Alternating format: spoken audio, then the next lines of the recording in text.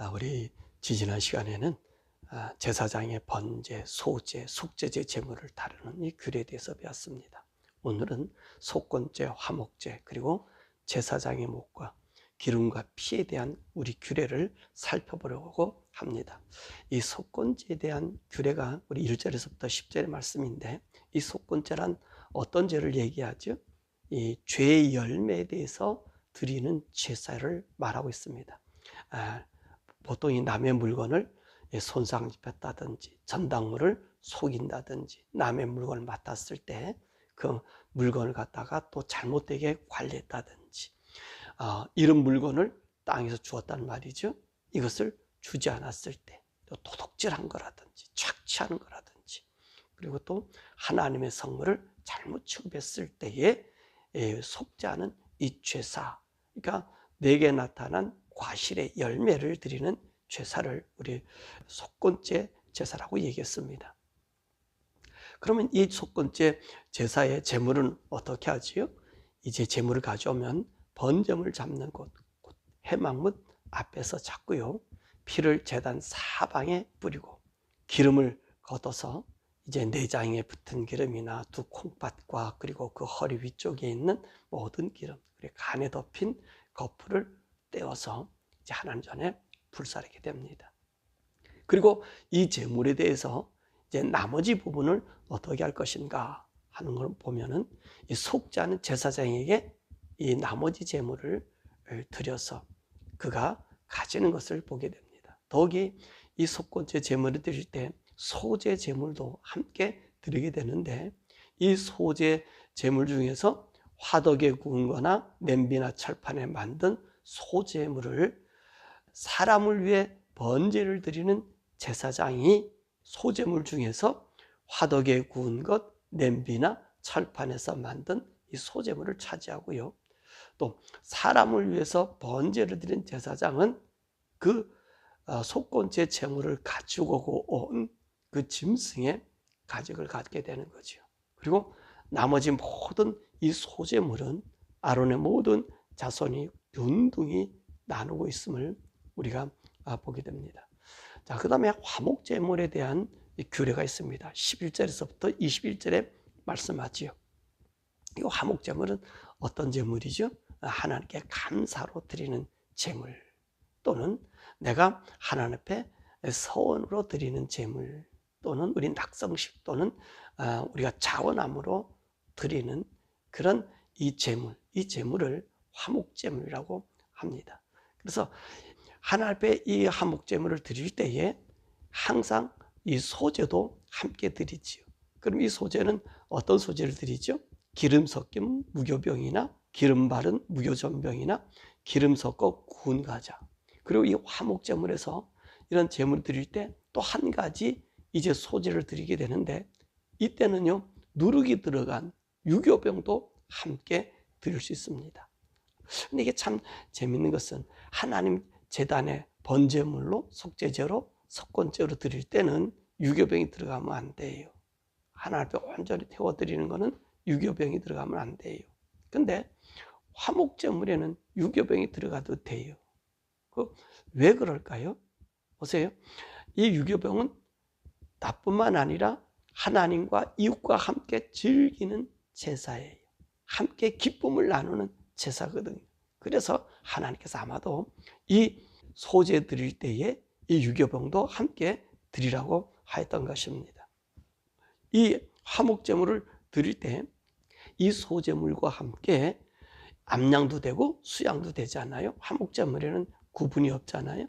그러면 뭐를 가져야 하면 반드시 가슴을 가지고 와야 돼요. 그러면 이 가슴과 함께 기름 섞인 유교병이나 기름 바른 무교전병이나 번철이 구운 과자나 유교병도 하나씩 이제 하나 앞에 거제로 드리게 됩니다. 그리고 이 가슴은 불로 태우질 않아요. 불로 태우는 것은 뭐죠?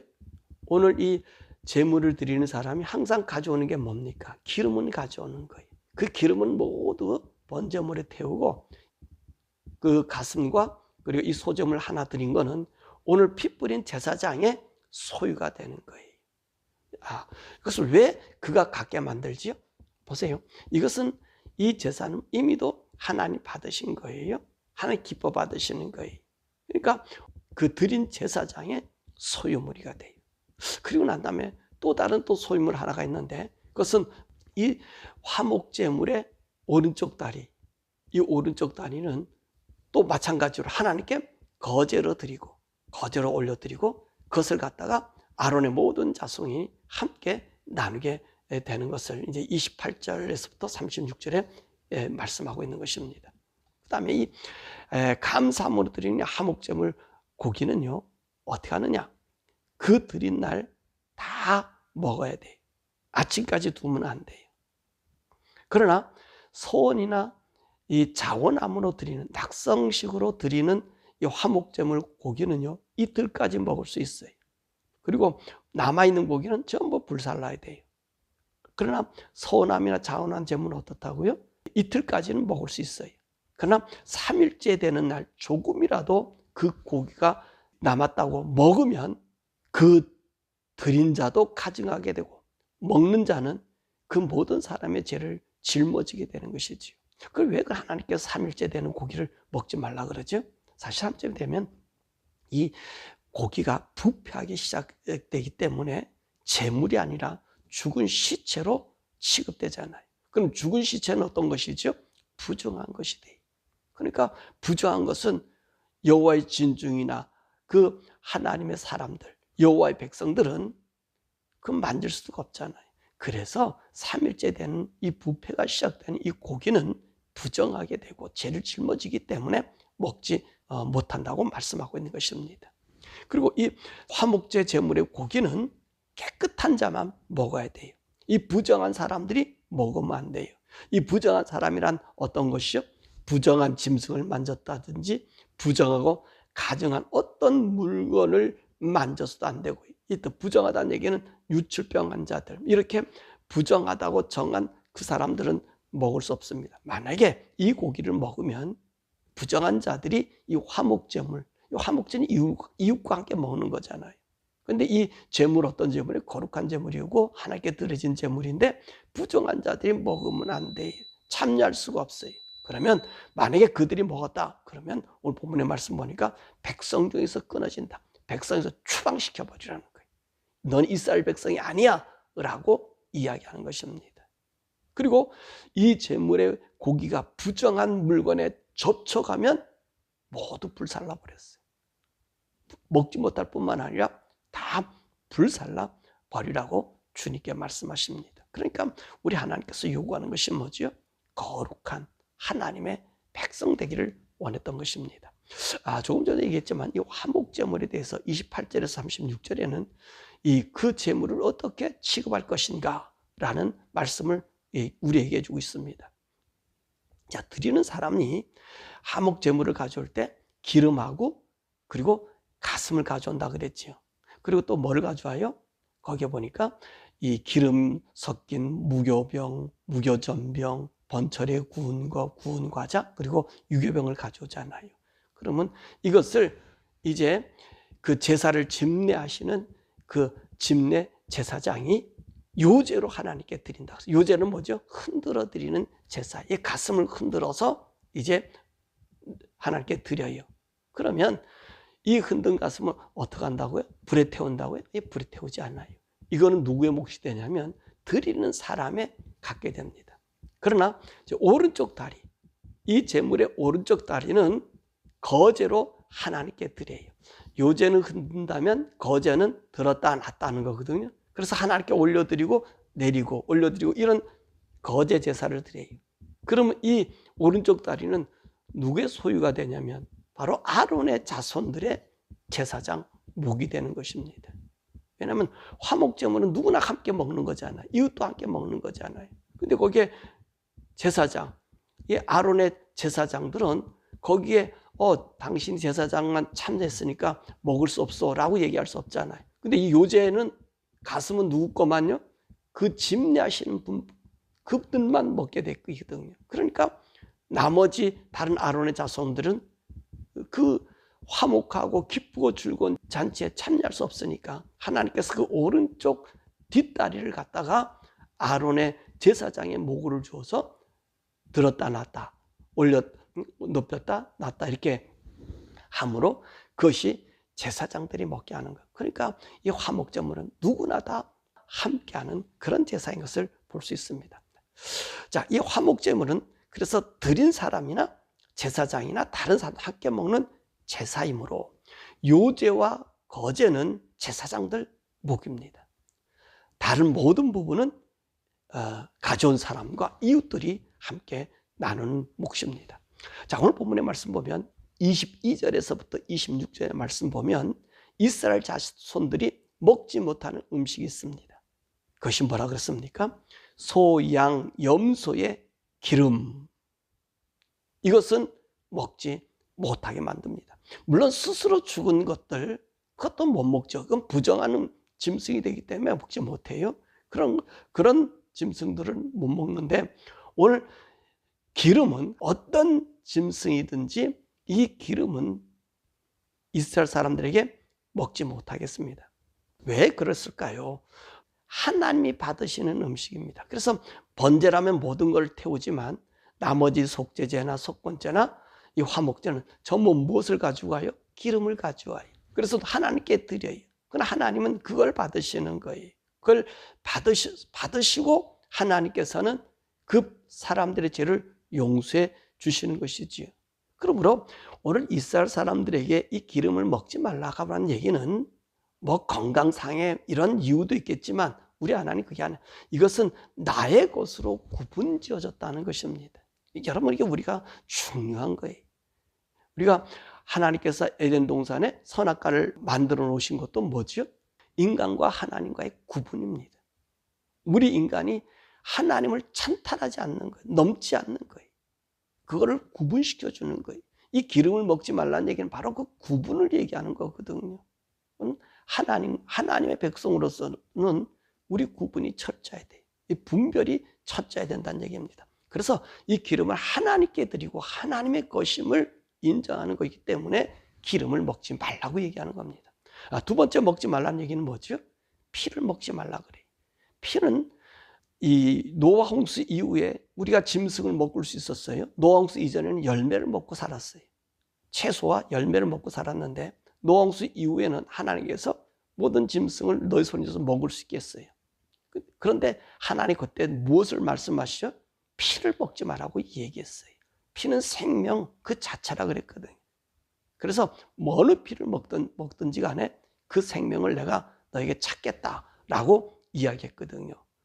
그런데 오늘 하나님께서 이스라엘 백성들에게 피를 먹지 마라. 만약에 기름이나 피를 먹으면 이 백성 중에서 끊어지게 만든다, 추방시킨다고 이야기합니다. 그런데 신약에서는요, 제사가 없어졌잖아요. 제사가 없어졌어요. 그러면 오늘 신약에서는 어떤 삶을 우리에게 적용되며 살아야 될까? 우리가 기름을 먹어도 될까? 안 될까?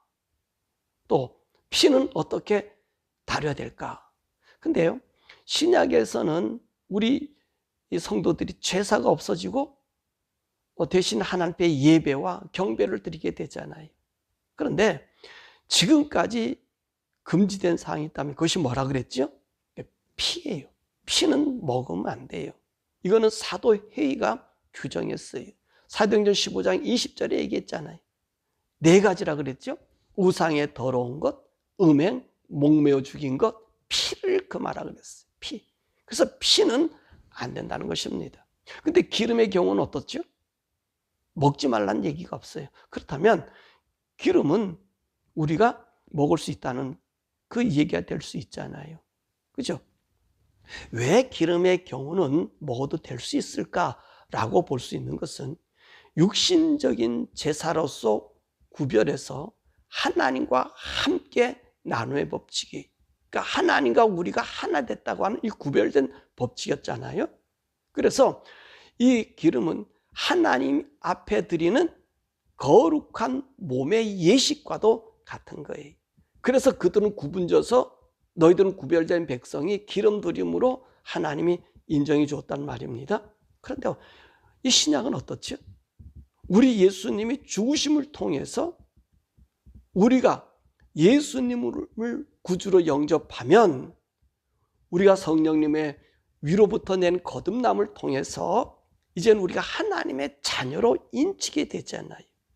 그래서 우리는요, 하나님께서 받으시는 제물이 되었어. 우리 자체가 하나님의 받으시는 제물이 됐단 말이죠. 그리고 하나님과 우리가 하나가 되었어요. 그러니까 우리의 몸이 이제 누구의 몸이 된 거예요? 하나님의 아들의 몸으로 하나님과 합일이 됐단 말이에요. 그분 자체가 됐단 말이에요.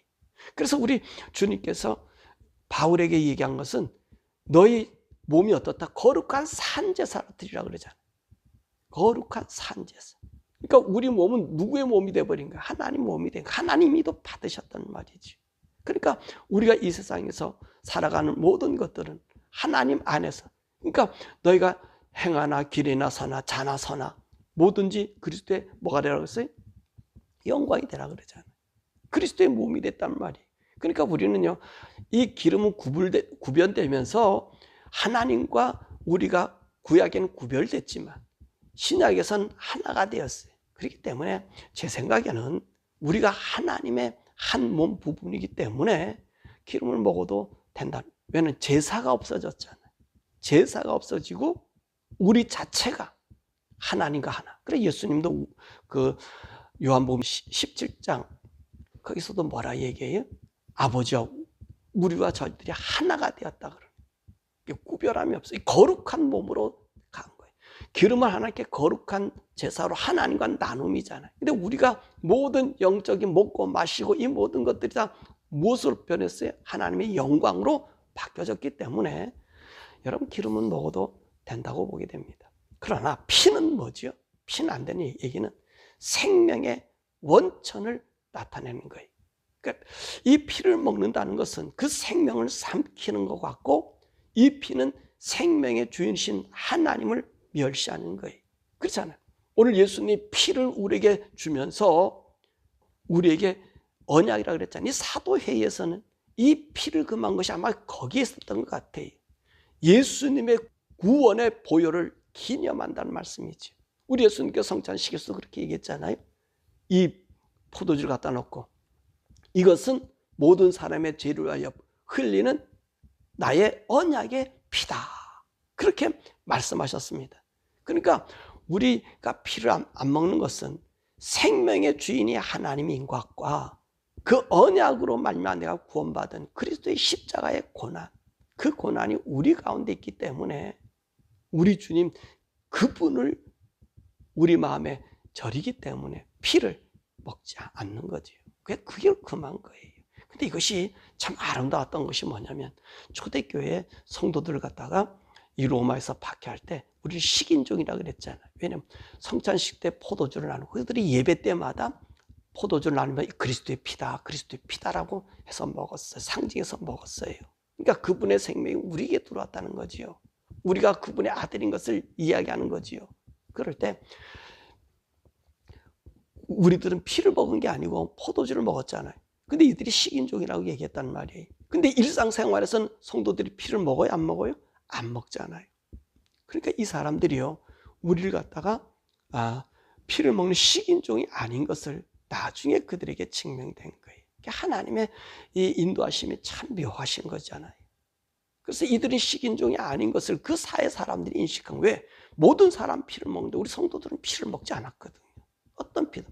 우리는 그 상징한 그리스도의 생명이 나의 생명이고 생명의 원천이 하나님이시고 나를 위해 흘리신 그리스도의 고귀한 피가 내 속에 있기 때문에 피를 안 먹는 생명 자체를 우리가 법하는 일을 행하지 않았단 말이지요. 그렇기 때문에 여러분 피는 지금도 드셔서는 안 되는 거예요. 이거는 사도회의가 규정했어요. 목사님이 먹으라 해서 먹을 수 있다고 안 되는 거예요. 왜요? 규정된 성경이잖아요. 이건 율법주의자가 아니에요. 이건 성경의 말씀입니다. 제가 항상 얘기하지만 율법주의자를 아무나 막 붙여요. 율법은 이것다 저거다. 그걸 구약적인 사고로 얘기하는 것이 율법이고 우리는요 복음주의자가 되면 하나님 말씀을 따르면요 율법주의자가 되고 싶어 되는 게 아니라 하나님 말씀의 뜻을 따라 살아가는 거예요.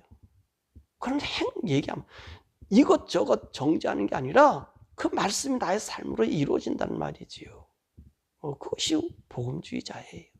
사람들은 때로는 복음주의자, 율법주의자라고 하나님 말씀대로 산다면 율법주의자로 얘기하는 이거는 성경의 곡해뿐만 아니라 성경을 모른다고 제가 얘기하지 않아요. 그리고 그분을 알지 못하는 거예요. 왜 우리가 죄에 대해서 얘기하죠? 죄는 왜 죄를 얘기해요? 하나님 내가 거룩한 너도 거룩하다. 구약에서만 그런 게 아니라 우리도 그렇잖아요. 우린 거룩한 산제사 제물이잖아요. 생명 그 자체잖아요. 하나님 생명 그 자체잖아요. 그래서 하나님의 아들이잖아요. 그렇기 때문에 아들은 어때요? 우리 예수님도 말씀대로 사셨는데 예수님도 율법주의자입니까? 율법을 완성하러 왔다 그러잖아요. 말씀 그 자체로 예수님 사셨잖아요. 그러니까 우리 성도들이 말씀 자체로 사는 것은 율법주의자가 아니에요. 하나님의 의를 그 말씀의 명령을 준행하는 자들이죠. 이거 똑같잖아요. 선악과를 따먹지 마라. 하나님 법이잖아요. 그걸 갖다가 보세요. 지금 우리는 어떻죠? 그 법이기 때문에 아니라 하나님이 나와 함께한 생명의 표준으로 그분을 은혜 때문에 그분의 사랑 때문에 우리는 선악과 나무를 우리가 안 먹는 거예요. 내가 안 먹었다 해서 율법주의자가 아니란 말이지요. 하나님의 뜻대로 살면 그것은 멀리하게 되는 거지. 하나님 뜻을 따라 살게 되는 거지. 그 음성에 우리가 순응과 반응하는 거지. 그것이 복음주의자예요. 그래서 죄가 우리에게 뚫지 못하게 하나님의 뜻을 우리 가운데 이루는 겁니다. 그것이 저와 여러분 되기를 바라고 우리가 거룩한 하나님의 삶, 구별된 우리의 삶들이 저와 여러분의 삶 속에 인생에 정말 생명처럼 지키고 보존되는 말씀의 주의자, 복음주의자, 성경주의자가 되기를 주님으로 축원합니다. 우리 시간에 함께 기도하죠. 하나님, 우리가 하나님 말씀에 이 구별되고 또 우리를 거룩하게 하기 위해서 제사제도를 주신 거예요. 근데 이제는 예수님이 우리의 거룩한 어린 양이 되고 우리의 수양이 되고 우리의 하목제의 어린 암양과 또 수양, 수염소, 이 수송아지가 되신 주님. 하나님, 우리가 주님의 거룩하게 만든 우리의 몸과 마음을 성령님을 따라서 거룩한 삶을 살게 하시고 하나님 말씀이 나를 감고 남으로 죄가 나를 주장하지 못하는 의의 사람, 말씀이 나의 삶에 이루어지는 삶, 그런 하나님의 백성, 하나님의 자녀다운 삶이 증거하는 삶 우리를 되게 해달라고 우리 주여 부르고 함께 기도하죠.